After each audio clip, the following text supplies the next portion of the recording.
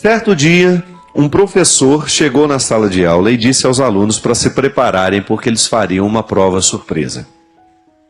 Todos acertaram as suas filas, aguardando assustados o teste que viria. Todo mundo já passou por isso, né? Aquele professor que chega lá, hoje tem... Eu me dava um frio na barriga toda vez que a minha professora falava, torneio de fatos. Lembra disso? E eu, muito esperto, acabei comprando aquele lápis que tinha uma tabuada, né? Funcionou 2 aulas. Depois ela descobriu que eu dava uma pesquisadinha. Aí o professor foi entregando, e então a folha da prova, com a parte do texto virada para baixo, né? Como era de costume. Devia ser mimeografada, né? Gente, outro dia eu estava lembrando do tal do mimeógrafo, né? A gente quase ficava tonto, do tanto que aquilo cheirava álcool, né? Porque a professora entregava logo na hora que rodava, né? Cheirão de álcool dentro da sala. Aí entregou para todo mundo. Depois que todos receberam, a professora pediu que eles desvirassem a folha. Para a surpresa de todos, não havia uma só pergunta escrita, nenhum texto, apenas um ponto redondo escuro no meio. O professor, analisando a expressão de surpresa de todos, disse o seguinte: agora vocês vão escrever um texto sobre o que vocês estão vendo. Todos os alunos confusos começaram então a difícil e inexplicável tarefa de fazer então um texto sobre aquela imagem. Terminado o tempo, a professora recolheu as folhas, colocou-se na frente da turma e começou a ler as redações em voz alta. Todas, sem nenhuma exceção, definiram apenas o ponto escuro, tentando dar explicações por sua presença no centro da folha. Terminada a leitura, a sala em silêncio e a professora então começou a explicar. Este teste não será para vocês terem nenhuma nota. É apenas para servir de lição para todos nós. Ninguém na sala falou sobre a folha em branco, mas todos centralizaram a sua atenção no ponto escuro que estava no meio. Assim acontece com as nossas vidas. Temos uma folha em branco inteira para observar, aproveitar, mas sempre colocamos a nossa atenção nos pontos escuros. A vida é um presente da natureza dado a cada um de nós com extremo carinho e cuidado. Temos motivos para comemorar sempre. A natureza que se renova, os amigos que se fazem presentes, o emprego que nos dá o sustento, os milagres que diariamente presenciamos, mas, no entanto, insistimos em olhar apenas para o ponto escuro. Problema de saúde que nos preocupa, a falta de dinheiro, o relacionamento difícil com o familiar, a decepção com o amigo. Os pontos escuros são mínimos em comparação com tudo aquilo que temos diariamente, mas são eles que povoam a nossa mente. Muito interessante, não é? E é tão real isso, né, minha gente?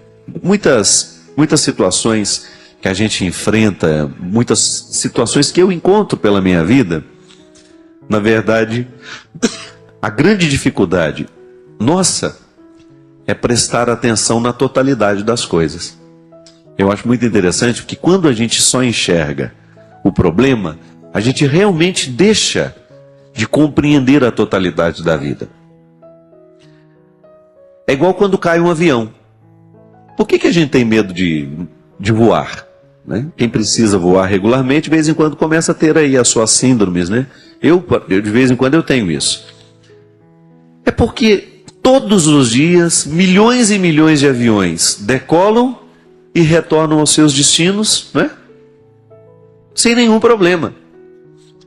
Mas de vez em quando, sei lá, de ano em ano, depende muito da época, né? Às vezes caem muitos aviões na mesma época, mas às vezes você passa um tempo longo sem ouvir a história de um acidente. Mas quando acontece, os nossos olhos se voltam para aquela tragédia, para aquele acontecimento, e aquilo é o suficiente para colocar em nós insegurança. Outro dia, por exemplo, eu passei por uma situação de viajar do Rio de Janeiro, de São Paulo até o Rio de Janeiro, num voo com muita turbulência. Horrível. Uma das piores experiências que eu já tive na minha vida dentro de uma aeronave. Sacudimos de São Paulo até o Rio de Janeiro, dentro de uma tempestade terrível, com raios o tempo todo.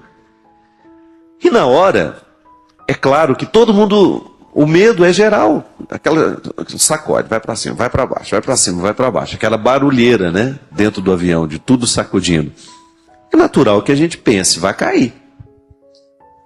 Só que se a gente vai pensar a partir das estatísticas, a gente sabe que estar no céu é mais seguro que estar na Dutra, mesmo no meio daquela turbulência. Mas agora, quem disse que na hora que a gente está vivendo aquele sufoco, a gente é capaz de pensar com essa tranquilidade?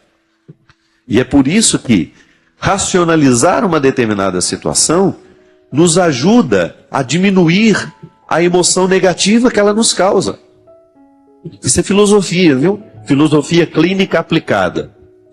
Quando a gente é capaz de racionalizar uma situação, a gente, de alguma maneira, a gente coloca na coleira a emoção que nos faz sofrer.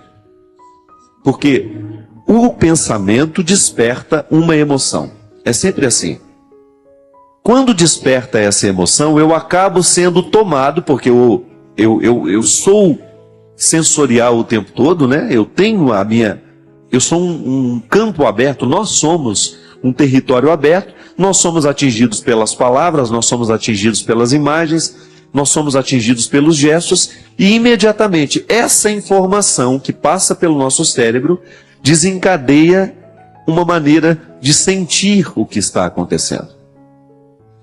E muitas vezes a solução do desconforto que a emoção causa está na racionalização que nós podemos fazer dela.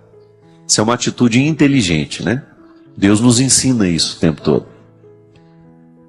É impressionante como Jesus fazia isso com as pessoas. Jesus sabia que o que fazia sofrer era a emoção descontrolada. Então ele tinha uma palavra para reorientar aquela emoção sem controle. Por isso que nós acreditamos muito que a nossa conversão passa pela nossa mente. Por quê? Porque a mente transforma o nosso jeito de sentir.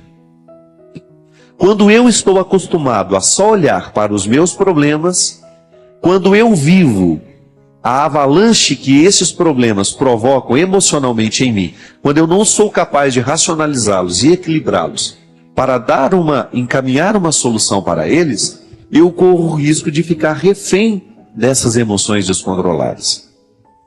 E Jesus, quando encontrava as pessoas, ele provocava justamente isso nelas. Ele emprestava, ele concedia àquela pessoa uma nova forma de olhar para a vida. Foi o que ele fez com Zaqueu, foi o que ele fez com Pedro, foi o que ele fez com João.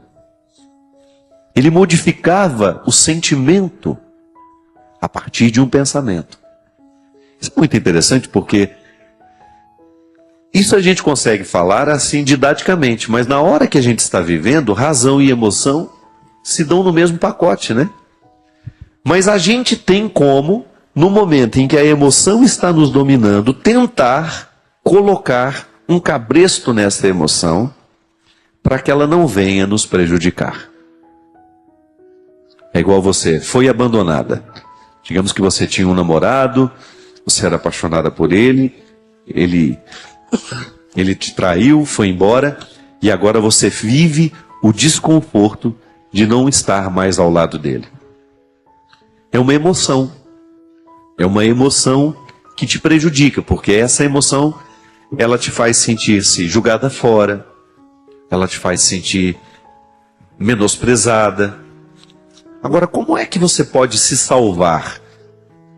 Impedir que essa emoção continue a te jogar dentro de um poço que depois fica difícil de sair.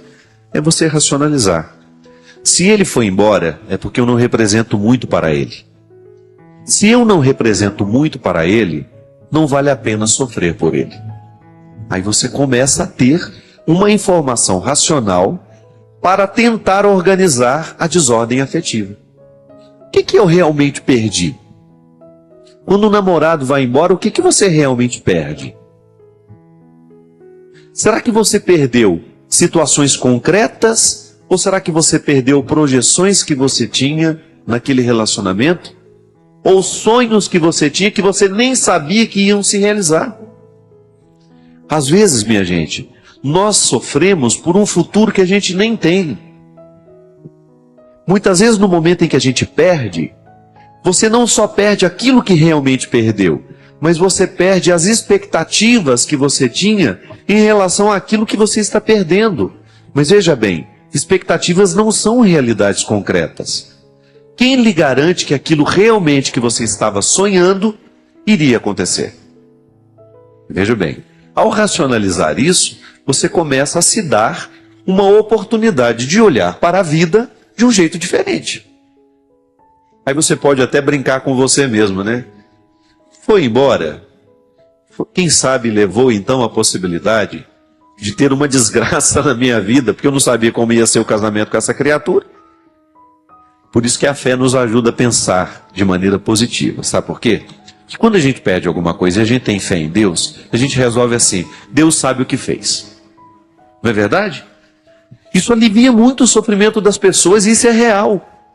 Porque isso passa pelo esquema mental da pessoa. É uma fé que interfere no jeito de pensar.